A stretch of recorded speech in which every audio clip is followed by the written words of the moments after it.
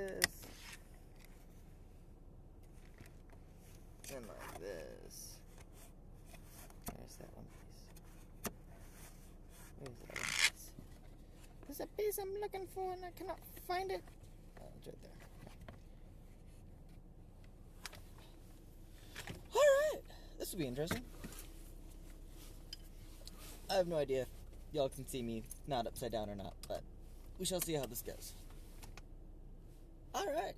Welcome to the Friday Morning Commute. This is your host, Rovin Doug. And let's get started. So, Xur Year 2, Week 6. He's got some okay stuff, I think. I don't know. The only class I know is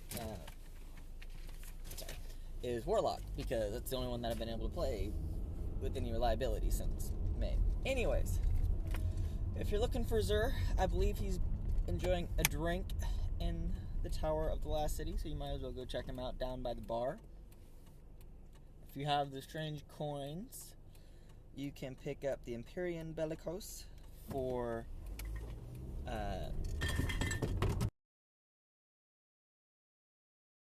Titans. And this week it has an intellect of 34 and a discipline of 33. Seems like decent rolls. For hunters, you have the Mask of the Third Man. It wasn't me, it was the Third Man. It has an intellect of 32 and a strength of 32 on that helmet roll. And then the skull of Dire Ahamkara,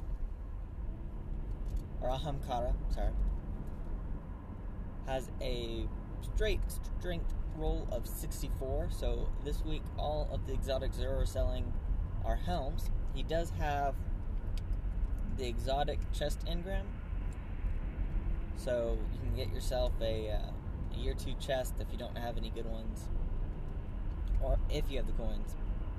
I don't have the coins, nor do I have the good ones, so I'm out of luck there. And then if you're still missing any of the Year 1 exotic heavy weapons, the Legacy engram this week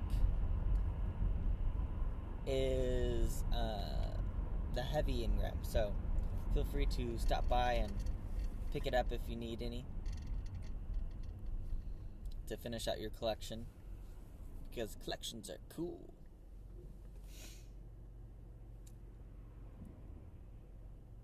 Fun stuff. So,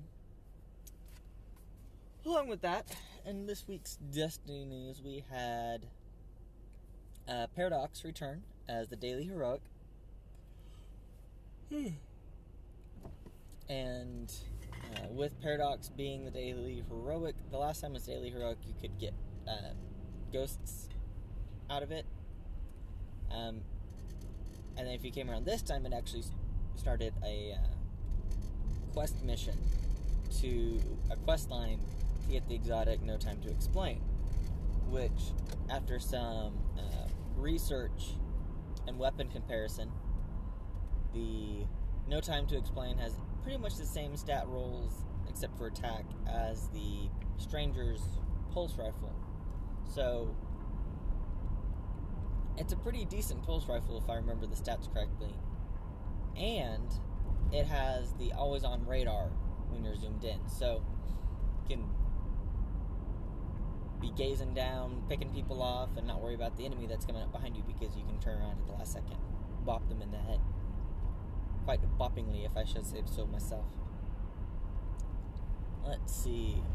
We also saw a patch this week to disable the Night Stalker's infinite arrow, super arrow glitch, which plagued this past round of Iron Banner and would have plagued Trials of Osiris. However, Trials of Osiris has been pushed off until the 30th for good reasons, because it gives them enough time to re-implement the perk or the node on the stat tree for the Night Stalker Hunter in a way that does not break the game mechanics. And because we have the King's Fall hard mode raid opening up today. So if you remember last time, back on September 18th, the raid opened. Gathalion, Professor Broman, the T-Rex, I think it might have been the Legend Blue, Rabby V, and one other person, Cheriana. I think those are the people. I could be wrong. I know the main three, Professor Broman, T-Rex, and King Gathalion. They beat the raid in first. They were the first ones to complete the raid, and that took them about 6 to 8 hours. Now, looking at some things after the fact, they weren't the first ones to take down Oryx the second time. There's another team that got Oryx all the way down, but wiped. So they had to restart that portion of the encounter. And so at that point, then it became a race between that team and Professor Broman. And Professor Broman's and T-Rex and Gathalion's team just managed to ink out the win of being world's first to complete the King's Fall hard mode raid, which is bloody amazingly awesome. That being said, I have yet to do any of the new raid.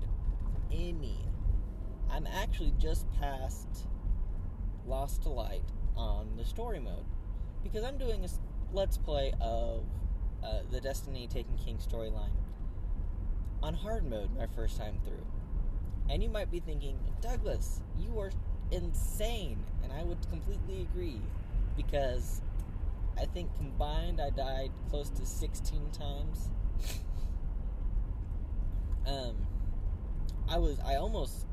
I'm doing this solo nonetheless, so I mean it's like even harder.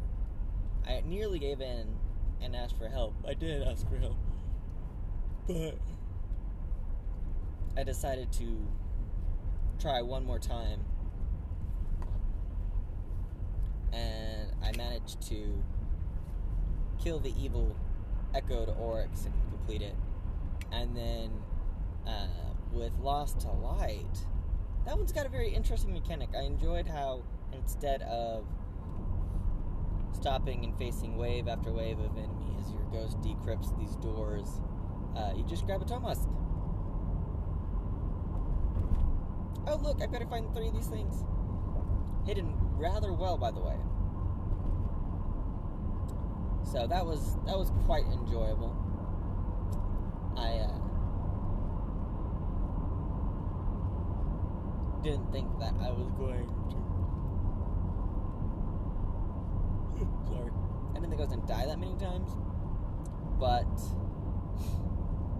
in any case, it was enjoyable to complete it. Get both of those done, so that brings me a few steps closer to taking down Oryx on the story mode myself. Now we'll see this weekend if I have much, if any, time to continue. Once I complete my playthrough, I'll probably upload them. That way I can spend an evening editing and processing and blending. A couple times I stopped recording because I had to walk away and see what was going on and then come back. So I'll have to put crossovers on those, and I just want to make sure that when they start going up, they do go up in a consistent fashion. That's why I've been holding off on putting those videos up. But overall, I've really enjoyed the story of the Taken King. Oh my goodness, is it a much better dialogue and storyline than Year 1. It would be nicer if Destiny had started this way. At least the storyline, the dialogue, and some of the mission qualities. With that being said, however, whenever you have to scrap a game and rewrite it 9 months from launch, or scrap the story of a game and rewrite it 9 months from launch, there are certain cuts to be taken, and Bungie, I believe, did the best that they could with what they had. So, overall, I cannot complain, nor am I disappointed in the work that they've done. I just know that they've set themselves a higher bar, and I'm excited to see what they do with that bar. So we'll see, probably coming up in the next 3 to 4 months, about when the next expansion will come out. With that being said, I'll probably finish, unless something majorly miracly happens with the GoFundMe my wife and I have set up for medical expenses, but I'll probably stay on Destiny on the Xbox 360 until the Destiny 2, if not later, comes out. I'll probably play Destiny to the ground on the 360 before moving over to the Xbox One, because we can't. We have medical bills and other things, so.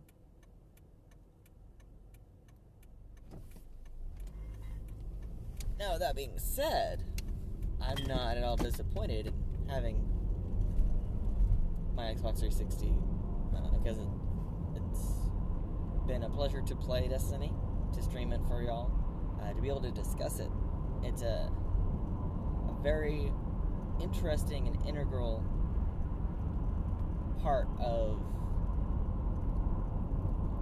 who I'm setting myself up as online, in a sense, and I'm really excited about the community behind Destiny, because Bungie is one of those developers that really listens to their fans, and if it makes sense, they try to implement it. If it doesn't make sense, then they try to implement something that does make sense and that the community will at least respond to in a slightly positive fashion. I think the time gate missions for exotics, like the No Time to Explain, the Sleeper Simulant, they are decent attempts at using a new questing mechanic that's not wait forever and hope that you get an exotic bounty. Which, let's see, I've been playing since May, and it really was the week before the Taken King launched that I got this 2 weeks, because it was before the patch, and the patch was whenever the exotic bounties were completed. It was literally 5 months of off and on playing, and I got an exotic bounty. One. So, the quests, I think, are more scheduled. They're more predictable. You're not waiting on RNG to happen, which, for half of the community, it's nice because it lets them, they don't have to read into things or, pray to RNGs to let them get an exotic bounty to get an exotic weapon.